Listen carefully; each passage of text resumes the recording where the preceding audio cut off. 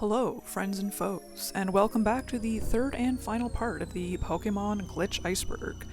We are joined today by another beloved friend that I like to call Smelly Piplup, because I found him one day at the thrift store, and he had a musty smell about him that I've never been able to get rid of. In this video I will be covering the last three tiers in the iceberg, tiers 5, 6, and 7.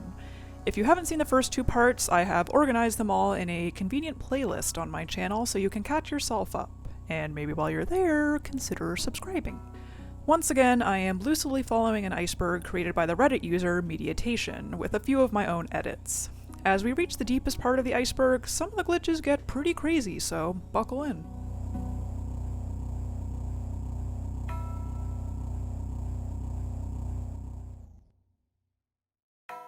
In the last video, we covered a few moves that cause glitches when used in conjunction with the move Transform, such as Sketch. There is yet another one of these glitches present in the Japanese versions of Diamond and Pearl with the move Mimic, a move that copies the opponent's last used move. If the player's Pokemon copies Transform using Mimic and then faints while transformed, they will keep all the moves they had while transformed after the battle. A similar glitch to the Mimic trick is present in all Gen 4 games with the move Rage. If the player's Pokemon uses Rage while transformed and then is hit by the opponent before ending the battle by either catching them or using a move other than Rage, they will once again keep all the moves they had while transformed.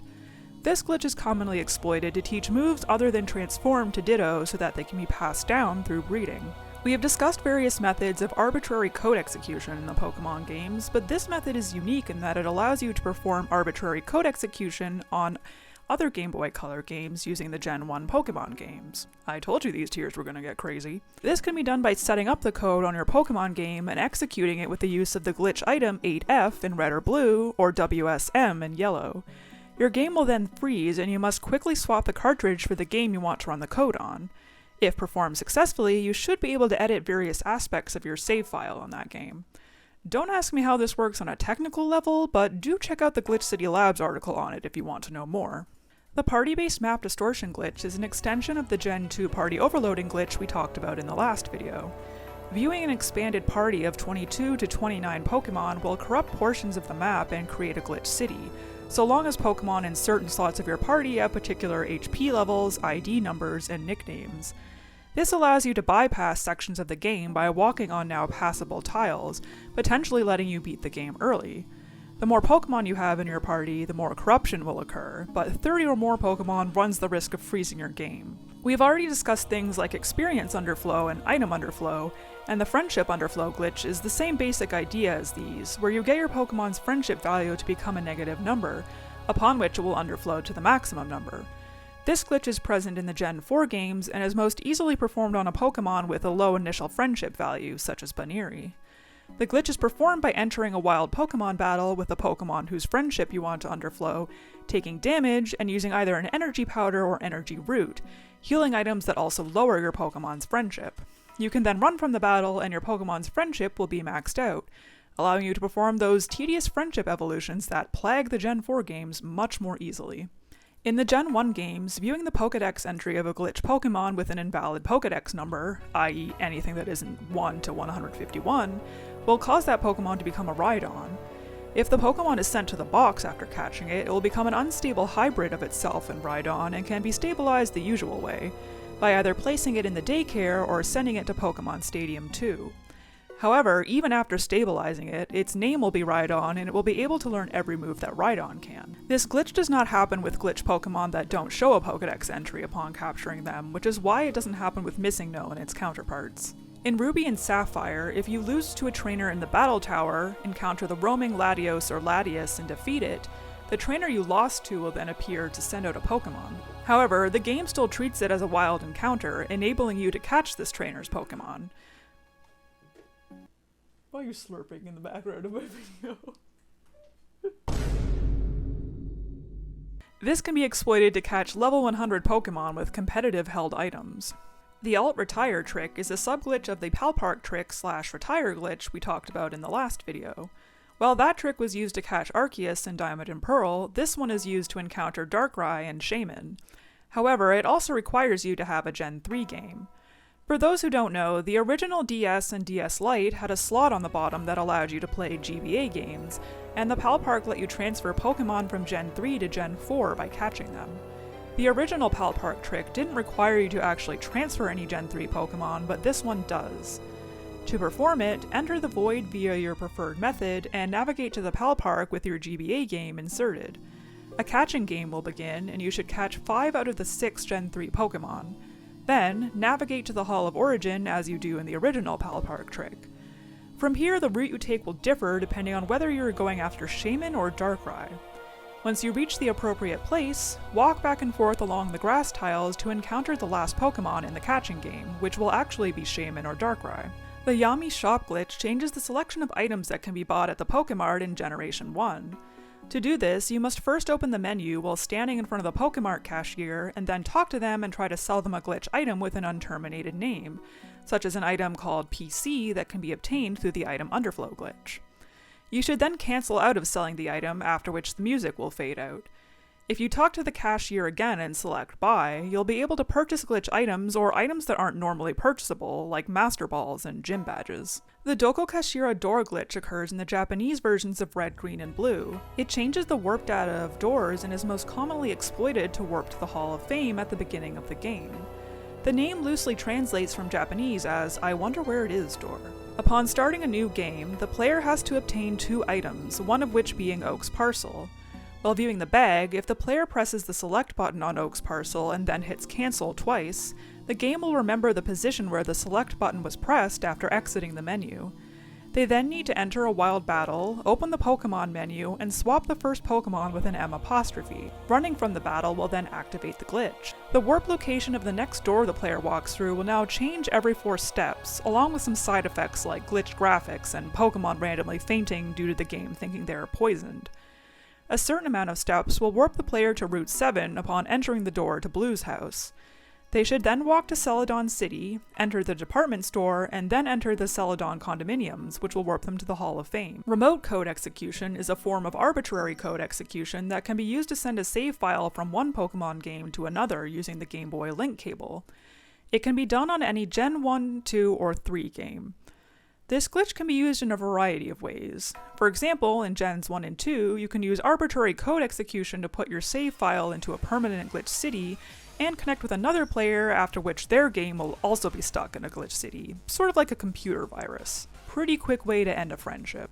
The glitch researcher Crystal _ used the glitch item 8F and Cool Trainer move in Red and Blue to set up a code and cartridge swap to copy the save to another game to create a 2-player Pong game.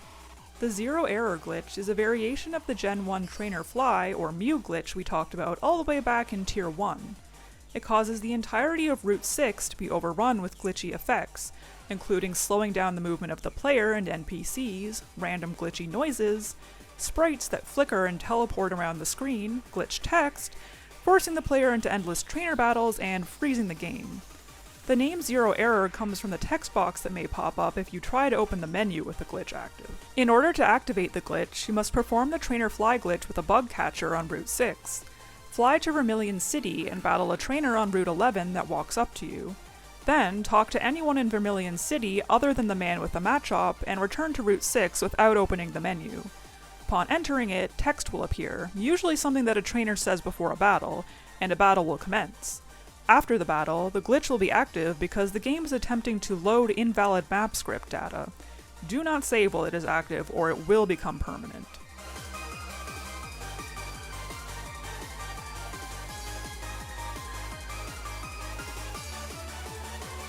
The fossil conversion glitch in the Japanese version of Red, Green, and Blue allows you to convert a fossil into any Pokémon you want, including glitch Pokémon. Similar to the Doko Kashira door glitch, this glitch is performed by highlighting a certain item in the bag with a select button. You need a Pokémon whose total HP hex value corresponds to the index number of the Pokémon you want to convert the fossil into.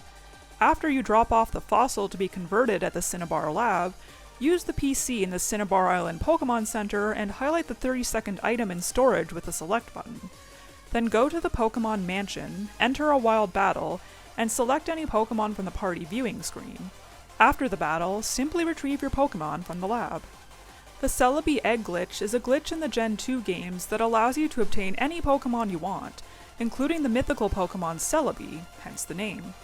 To obtain Celebi, the player will need an egg that will know Beat Up as its third move upon hatching, because Beat Up shares an index number with Celebi, a bad clone that is level 0, and any 5 other Pokemon. The egg should be in the box, and the bad clone and 5 other Pokemon in the party.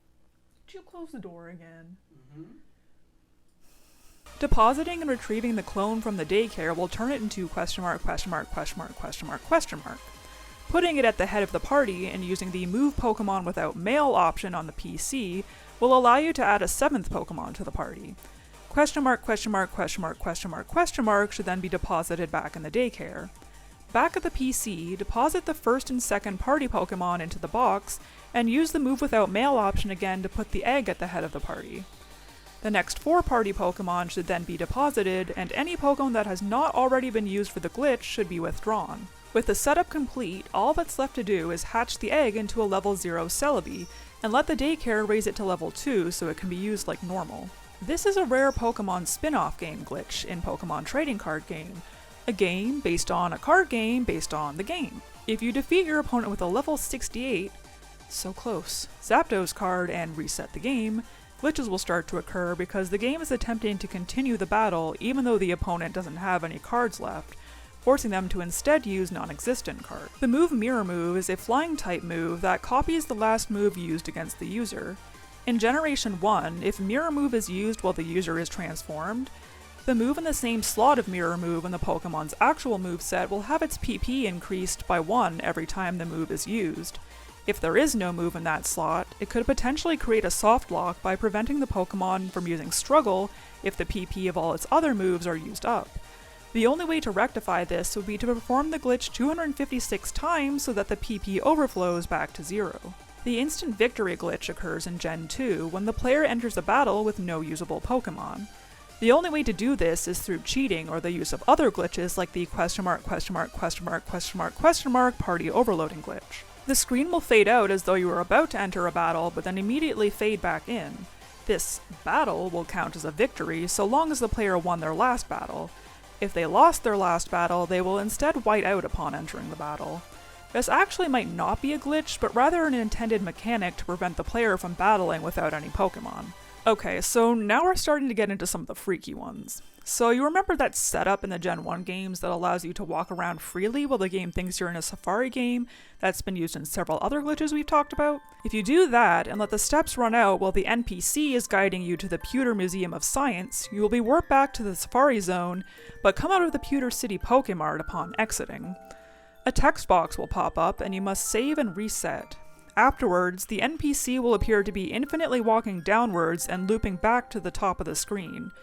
If you try to talk to him while standing to the left of the Pokemon Center entrance, the player character and NPC will be standing in place for an extended period of time as if they were having a staring contest or gazing lovingly into each other's eyes. Eventually they'll stop, and the text that appears when the NPC is finished guiding you will come up.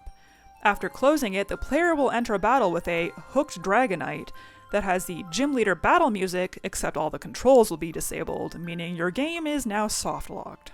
Normally when using a glitch or a cheat to walk out of bounds in Silver and Gold, the game will just crash. However, in Crystal it may instead cause a bunch of weird shit to happen, like glitchy graphics, text boxes randomly popping up, audio corruption, and corruption of data such as bag inventory, Pokemon, and even the player's name. This happens because the game is trying to copy map data to RAM, but it overflows and overwrites various values. Walking with your Pokemon has become a staple of the series in recent gens, but the first game to do it was Pokemon Yellow with your starter Pikachu. This, of course, created plenty of opportunities for new glitches. For instance, entering a glitch city or using certain glitch items will allow the player to walk around while Pikachu appears off-screen. Doing this can corrupt certain data depending on the number of steps taken. This glitch can be exploited to do things like modify Pikachu's happiness level, change the playtime, make Pikachu do certain emotes, encounter certain Pokemon, and battle glitch trainers. You did this to yourself. The BGLSG glitch is a subglitch of the Pikachu off-screen glitch. The name is not an acronym for anything, but rather refers to the glitch text that pops up when the glitch is active. It causes various graphical glitches, such as corrupting the player's movement, changing sprites, and freezing NPCs. If the player enters a building, Pikachu will either get stuck in the door or run along the screen before stopping behind the player. The trainer mutation glitch is another select button glitch in the Japanese versions of Red, Green, and Blue. It allows players to manipulate the trainers in a map, changing their dialogue, class, movement, and Pokémon levels. To perform the glitch, you have to press select to highlight the 20th item in the bag, then enter a battle and swap the 20th Pokémon in an extended party with any other Pokémon. After the battle, the glitch should be active on the trainers within that map. Glitch Rocket HQ maps are areas in Pokémon Yellow that have glitchy tiles and the Rocket HQ music. They can be reached by walking through walls with glitches or cheats. Pokémon can actually be encountered in the first row of tiles in these maps. The Safari Zone battle system will be present, and the Gym Leader battle music will play. There's a method of encountering Mew here. You'll need a friend or another copy of the game who has a Pokémon with a square bracket as the third character of its nickname, a Pokémon that knows Dig, an expanded item pack, a Pokémon with a super glitch move, a Pokémon with an index number greater than 61, and the glitch item 9F. Perform the Safari Zone warp setup, battle the other player in the Cable Club, then run from the battle and walk around until you run out of steps.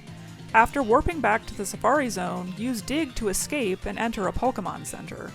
Perform a Super Glitch Corruption with the greater than 61 Pokémon, and use 9F to clear the Glitch City.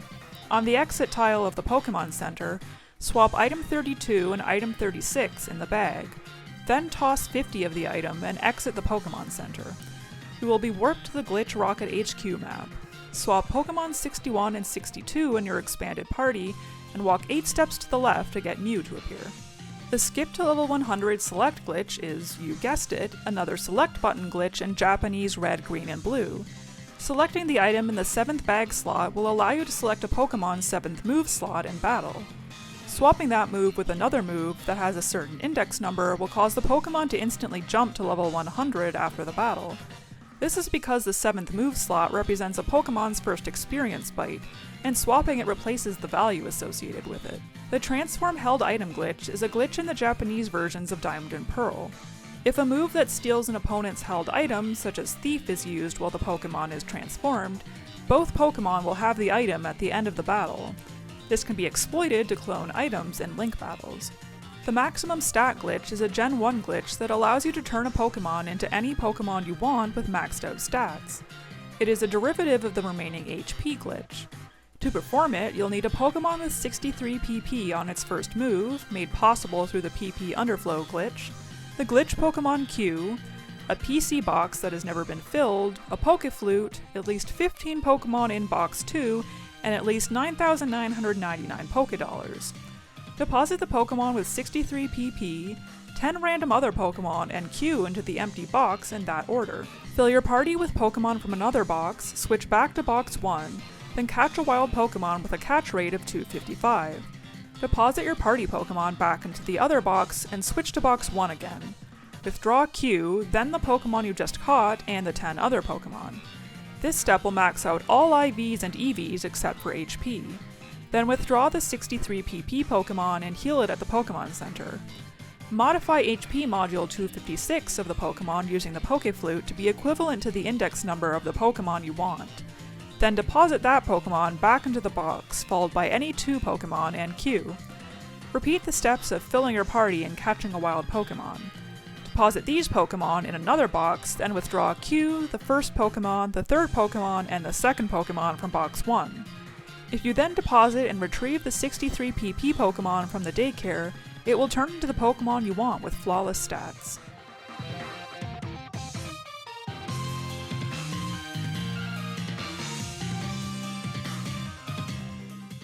Map 0xFE is a glitch map in the Japanese version of Pokémon Yellow. It can be accessed by changing the 34th item in an expanded item pack to TM54. Accessing it may cause the Safari Zone PA to ring and warp the player back to the Safari Zone, locking up the game controls. However, if the map is accessed immediately after choosing to end a Safari game with steps remaining, it may instead warp the player to a fully black area of map 0x99, a house in Fuchsia City with the controls locked up. Attempting to view the name of the map on the town map without visiting it will fill the screen with 9s and freeze the game. Glisser popping is a sub-glitch of the Gen 3 Palm Egg glitch we covered all the way back in Tier 1. The name was coined by noted Pokemon speedrunner Worster because he didn't want it to have a name that was too generic. I mean, he definitely accomplished that, but like, did he have to name it that? The glitch is done by entering a wild Pokemon battle, switching into another Pokemon, then running from the battle. Deposit the switched-in Pokemon into the box, and perform the palm egg glitch on another Pokemon. All other Pokemon in the party should be fainted. When entering a battle after this, the player will send out a deck of marks. In battle, they should open the Pokemon menu and view the summary of the first fainted Pokemon. Exit the summary screen and scroll up or down to access Cancel. From the Cancel menu, scroll up to corrupt data and access Pokemon beyond slot 6. Various aspects of the game can be corrupted this way. For instance, it's possible to make Pokemon in the daycare or boxes learn super glitch moves, hatch any Pokemon you want from an egg, duplicate items, clone Pokemon, change the coordinates of NPCs, and access off-limits areas, just to name a few. The glitch can also be used in arbitrary code execution. However, if you're not careful, it can corrupt the game in unwanted ways, such as by causing glitched text, bad eggs, and game freezes. Ma'am? The Guess Who glitch is a notable sub-glitch of glitzer popping. It allows you to play the game as various random NPCs and other sprites. Using glitzer popping to try and hatch any Pokemon can sometimes lead to the creation of a deck of marks with an exceedingly long name. If you speak to the news reporter in the Pokemon fan club in Slateport City with such a deck of marks in the first slot of your party, she will try to read out its name, which will corrupt data, causing the player's sprite to change upon exiting the building. I need to see someone run the game as a cushion. There is a glitch in Red and Blue that involves arbitrary code execution of the 0xFF8F region of RAM in Viridian Forest that can be exploited to warp to the Hall of Fame. The entire setup is too convoluted to explain in this video, but for it to work you need to have a particular name and trainer ID, and a very specific playtime down to the frame, making it difficult to pull off. The bug catching contest glitch is present in the Japanese versions of Gold and Silver. It allows you to clone a Pokemon and copy data such as name, level, EXP, and IVs from the 6th Pokemon in the party to that Pokemon. To do this, you must have a Pokemon that knows Teleport or Fly first in your party, the Pokemon whose species is to be copied second, and the Pokemon whose data is to be copied last. Deposit all Pokemon in the party into the box except for the first two. Enter the bug catching contest, go to the exit, and say no when asked if you want to leave. Then, teleport or fly out of National Park. Deposit the second Pokemon in your party into the box and reset the game. Afterwards, return to National Park and the guard will ask if you want to quit the catching contest. Answer yes, and after the results of the contest are announced, the copied Pokemon will appear in your party. I wasn't able to find a ton of information on Missinging, but it appears to be another Crystal Out of Bounds glitch. I found 2 different videos in which players were able to create some strange glitchy effects by going out of bounds. In the first one by Paku81, they enter a Pokemon Center, save and reset the game, and view the stat page of a MissingNo in their party. They scroll through some glitched text, and upon exiting the menu, the graphics are severely glitched. Some tiles are able to be surfed on or climbed using waterfall. Wild Pokemon battles randomly occur, and speaking to an NPC gives the text Object Event. Another video by Sloshed Mail shows them talking to the Move Deleter and selecting a Pokemon that knows glitched moves. Afterwards, the graphics are glitched and they are able to walk out of bounds. Doing so appears to corrupt data such as Pokemon and gym badges. The Instant Encounter Infinite Chain glitch is a glitch found in Red and Blue that allows you to encounter a presumably unlimited chain of Pokemon in Viridian Forest. First, you must go to Viridian Forest and either get a wild encounter and black out before the youngster near the exit battles you, or use a glitch item such as T to get in the trainer's range, open the Pokemon menu, and escape rope away before he battles you. Then, battle any trainer to get the start menu working, and return to Viridian Forest via Route 2, after which the menu should pop up. Select an unterminated name glitch item such as Hex 80 or Hex 93 and use it. This will start a battle with a wild Pokemon based on the special stat of the trainer you battled or escaped from, depending on which method you used. You can then repeatedly use the unterminated name glitch item to keep getting encounters, with each Pokemon being based on the previous one's special stat. We talked about the grass surfing glitch in Tier 3, and this one is very similar to that, except it appears only in the Spanish and Italian versions of Red and Blue. As with the previous grass surfing glitch, this one allows you to encounter water Pokemon on land using the grass encounter rate. When battling a trainer, the data in the water encounter table is overridden, allowing you to encounter Pokémon you wouldn't normally be able to, like M' or Mew. The Pokémon you encounter will depend on data such as type and index number of the last Pokémon of the trainer you battled. There's a little known feature in Gen 2 that lets you decorate your bedroom with items received through Mystery Gift or purchased by your mom if you selected the option for her to save, or rather steal, some of your money. By using cheats or glitches to edit the RAM, you can modify these items. If you edit the poster item to show invalid values, you can rearrange the entire layout of your room. Pokémon Happy Home Designer! However, it is possible to trap yourself by doing this. While in the earlier gens, glitch Pokémon sprites would often appear as glitchy blocks or question marks, this doesn't seem to be a thing any longer. In the Gen 8 games, invalid Pokémon have placeholder Pokémon models that appear in battle and menus. These same placeholders are also sent out if you use cheats to enter a battle with no Pokémon. In Sword and Shield, Pikachu is the placeholder Pokémon, which I guess makes sense, but in Let's Go Pikachu and Eevee, for some reason it's Marowak. The double distort Cool Trainer corruption, doozy of a name, is an exploit of the Cool Trainer or Dash Dash move in Red and Blue. It allows you to obtain any Pokémon based on the second character in the nickname of one of your Pokémon. To perform this exploit, you need a 7-character long player name, a Pokémon with a particular nickname depending on the Pokémon you want, and a Pokémon with the Cool Trainer move in its first slot, and a full heal. You need to go to a certain position in Diglett Cave and open and close the items menu. Next, enter a wild battle and use the Cool Trainer move. Then, switch in the Pokémon with the relevant nickname and heal the Cool Trainer Pokémon with the full heal. Switch Cool Trainer Pokémon back in and use the move again. If you catch the wild Pokémon, it will end up being the Pokémon you want. 4-4 is a glitch Pokémon in yellow that can be obtained via the time capsule exploit by sending back a Chikorita. In battle, its cry normally sounds like a combination of the move Surf and Pikachu's cry. When viewing its summary, it has the cry of a Rhydon, and when depositing or withdrawing it from the PC, its cry is a slowed-down version of the Cinnabar Island music. However, the glitch researcher the Zaz glitch once heard a different cry when encountering it. While it can be encountered through the Mew glitch with a special stat of 191, doing so normally freezes the game. This time, however, it did not freeze the game, and its cry was... I'll just let you listen to it.